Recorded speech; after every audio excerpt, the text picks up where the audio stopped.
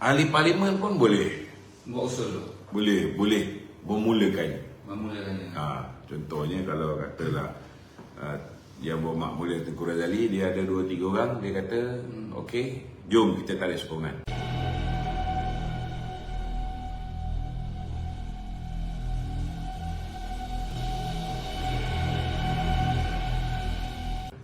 Tapi Tengku Razali tak boleh tarik sokongan kepada Dato' Seri Ismail Sabri sebab dia daripada awal tidak menyokong. So tak adalah, dia tak boleh lah. Tetapi dia boleh meyakinkan 2-3 orang lain yang bersama dengan dia untuk mulakan tarik sokongan. Jadi kalau dia dah memang tak menyokong, Dato' Seri Najib pun kalau katalah ada orang yang initiate, dia pun boleh, ada orang boleh dapatkan dia punya tanda tangan untuk mengumumkan dia menarik sokongan. So benda tu boleh berlaku. Tak semestinya di atas arahan Presiden ataupun pengurusi Barisan Nasional. Tidak semestinya. Okey? Contohnya soalan netizen lah. Ya.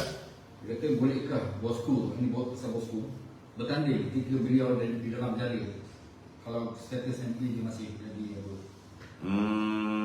Kalau misalnya status MP dia tu masih lagi kekal, maknanya kelayakan beliau untuk bertanding masih lagi kekal. Boleh. Ya.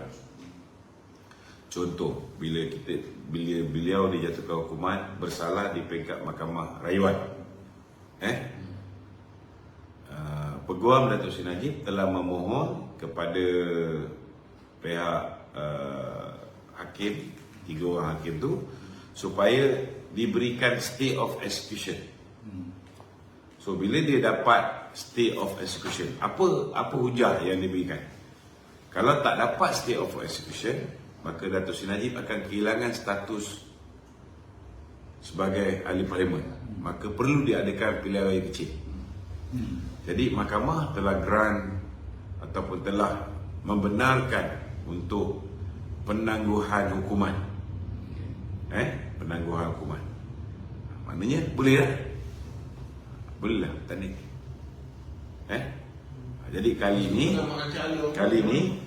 kalau ikut prinsip yang sama, selagi hukuman ini tidak jatuh, dia dah jatuh hukuman, tetapi Dato' Seri Najib ada tempoh 14 hari. Dalam tempoh 14 hari itu dia kena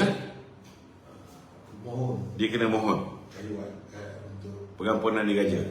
Jadi bila dia mohon pengampunan diraja, secara automatik dia kekal sebagai ahli parlimen. Belum jatuh. Belum jatuh. Status dia sebagai ahli parlimen belum jatuh.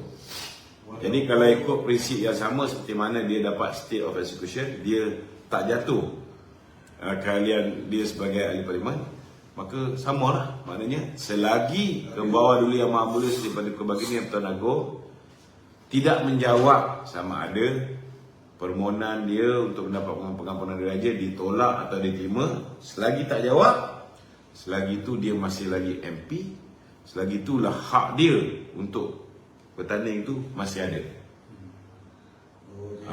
Jadi kalau Namun sudah pasti ianya terdedah dengan pertikaian.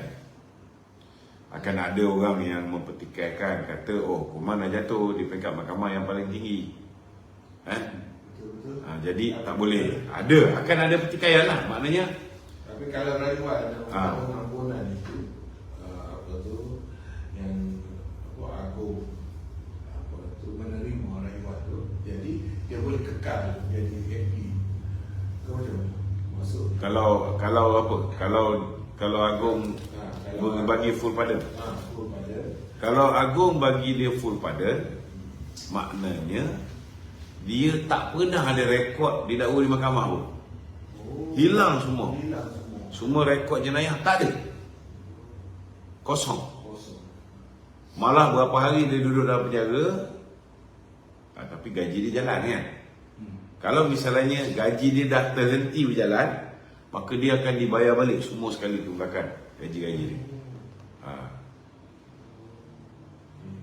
Selaku ketua pelanggan UMNO, memang kerja dia kena mempertahankan lah parti.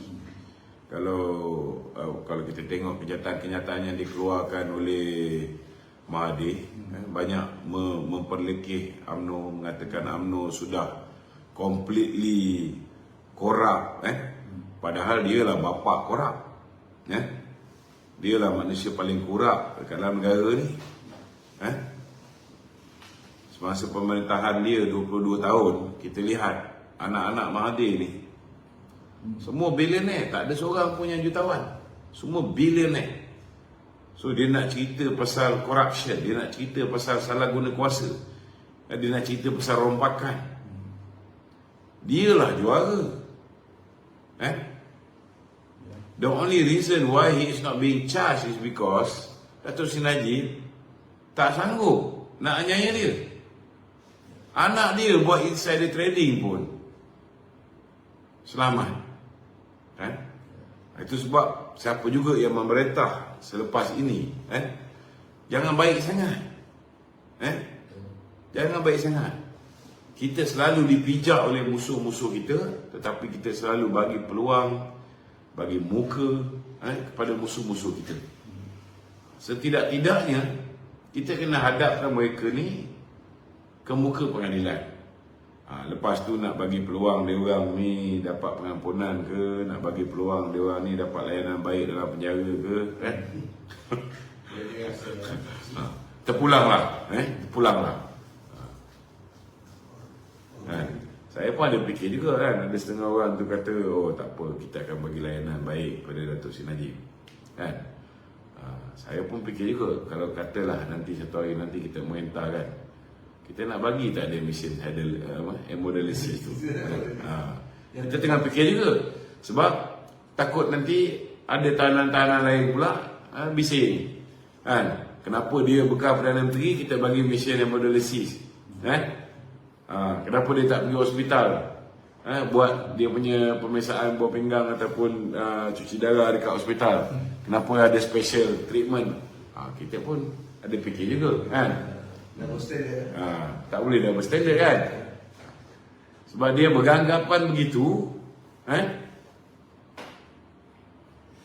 Muktamar tahun ni pas dia apa pendapat Datuk timbalan presiden tu baik government, dia kata insya-Allah PAS jamin untuk menawarkan sebuah negara berintegriti, bermaruah, tiada korupsi dan adil untuk semua kaum. PAS mampu menerjemahkan sebuah negara. Kalau nak cerita pasal PAS nak tawarkan integriti adil untuk semua kaum, saya nak beritahu, sebelum ini siapa menteri yang menjaga haiwan undang-undang? Bukan PAS. Taqiyuddin adalah menteri yang menjaga hal ehwal undang-undang. Sebaik saja kerajaan Perikatan Nasional mengambil alih kerajaan daripada PH. Apa yang Menteri Undang-Undang PAS buat? Adakah dia hentikan pendawaan terpilih yang berlaku zaman Pakatan Harapan? Ada dia buat? Tak ada. Ada tak dia melakukan menghentikan pendakwaan yang bermotifkan politik, pendakwaan yang berniat jahat yang dibuat oleh kerajaan Pakatan Harapan? Ada dibuat? Tak ada. Mana ayat-ayat yang mereka selalu baca ketika berada di atas pentas-pentas politik? Kita tidak boleh sesekali condong pada pemimpin-pemimpin yang zalim. Kenapa mereka mengambil pendirian untuk menjadi sebahagian daripada kerajaan pemimpin yang zalim dan tidak melakukan apa-apa untuk menghentikan kezaliman? Kezaliman ke atas Dato' Seri Najib, kezaliman ke atas Dato' Seri Zahid, kezaliman ke atas pemimpin-pemimpin Barisan Nasional. Sedangkan tanpa sokongan daripada pemimpin-pemimpin UMNO ini, PAS pun tak ada peluang nak menjadi menteri yang menjaga hak ehwal undang-undang ni. So tak payah nak sembang lah. Tak payah nak sembang tentang dia nak menegakkan keadilan. Mereka tidak ada track record yang baik dalam menegakkan keadilan. Apa track record yang dia nak banggakan dari segi pencapaian ekonomi? Di bawah kerajaan Perikatan Nasional, PAS berada di dalam kerajaan itu. Apa yang PAS buat? Membantu rakyat ketika rakyat dikurung oleh Muhyiddin kerana nak mengelak daripada dikenakan apa yang dipanggil sebagai undi tidak percaya. PAS terlibat dalam usaha Muhyiddin mengisytiharkan darurat, dan ketika darurat itu berlaku rompakan secara besar-besaran, 600 bilion dibelanjakan tanpa mendapat kelulusan parlimen. PAS, pemimpin-pemimpin PAS dan ahli parlimen PAS kunci mulut. Dan dia juga Agus Lee pun cakap muka. Kunci mulut, tak cakap apa-apa. Dan yang paling menyedihkan kita, bila mana rakyat kehilangan pendapatan, tidak dibenarkan keluar rumah kecuali essential services. Ramai orang tidak boleh menghidangkan makanan di bawah tudung saji. Apa yang PAS buat? Adakah PAS memberikan nasihat kepada Muhyiddin supaya menghentikan penganiayaan kepada rakyat yang pada ketika itu dihalang daripada mencari rezeki untuk menyara anak-anak isteri mereka? Ada PAS buat apa-apa? Tak ada. PAS bersekongkol dengan geng-geng kerajaan gagal ini. Jadi kalau kegagalan itu pun sampai hari ini rakyat masih lagi belum lupa, macam mana dia nak buat janji baru nak mewujudkan sebuah kerajaan yang boleh menjamin kestabilan negara, yang boleh menjamin kedudukan ekonomi kita akan lebih baik kalau kita bagi peluang kepada PAS memerintah negara ni. Bagi saya lagi jahanam adalah